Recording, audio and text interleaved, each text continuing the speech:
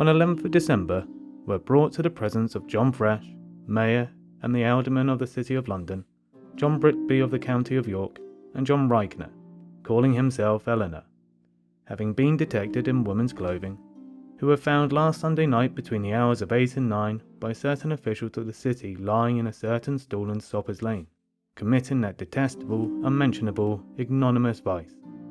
In a separate examination held before the Mayor and Alderman about the occurrence, John Britby confessed that he was passing through the high road of Cheap on Sunday between the above-mentioned hours and accosted John Rykener, dressed up as a woman, thinking he was a woman, asking him if he could commit a libidinous act with her.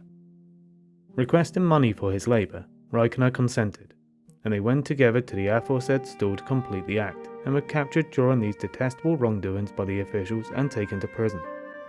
And John Rykener, brought here in woman's clothing and questioned about this matter, acknowledged himself to have done everything just as John Britby had confessed. Rykener was also asked who had taught him to exercise this vice, and for how long, in what places, and with what persons, masculine or feminine, he had committed that libidinous and unspeakable act. He swore willingly on his soul that a certain Anna, the whore of a former servant of Sir Thomas Blount, first taught him to practice this detestable vice in the manner of a woman. He further said that a certain Elizabeth Brondera first dressed him in woman's clothing. She also brought her daughter Alice to divers men for the sake of lust, placing her with those men in beds at night without light, making her leave early in the morning and showing them the said John Rykener dressed up in woman's clothing, calling him Eleanor and saying that they had misbehaved with her. He further said that certain Philip, rector of Thaydon Garnham, had sex with him as a woman in Elizabeth Brondera's house outside Bishopsgate, at which time Rykener took away 2 gowns of Philip, and when Philip requested them from Rykener, he said that he was the wife of a certain man, and that if Philip wished to ask for them back, he would make his husband bring suit against him. Rykener further confessed that for 5 weeks before the feast of St. Michael's last, he was staying at Oxford, and there, in woman's clothing and calling himself Eleanor, worked as an embroideress.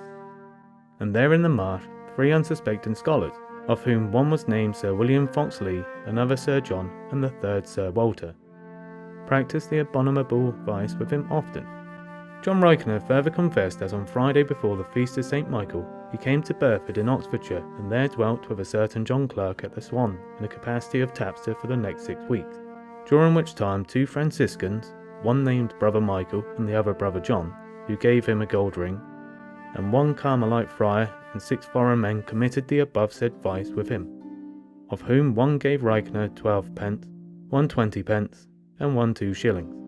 Rykener further confessed that he went to Beaconsfield and there, as a man, had sex with a certain Joan, daughter of John Matthew, and also there 2 foreign Franciscans had sex with him as a woman. John Rykener also confessed that after his last return to London, a certain Sir John, once chaplain of the Church of St. Margaret Pattens, and 2 other chaplains committed with him the aforementioned vice in the lanes behind St. Catherine's Church by the Tower of London. Rykener further said that he often had sex as a man with many nuns, and also had sex as a man with many women, both married and otherwise. How many, he did not know. Rykener further confessed that many priests had committed that vice with him as a woman.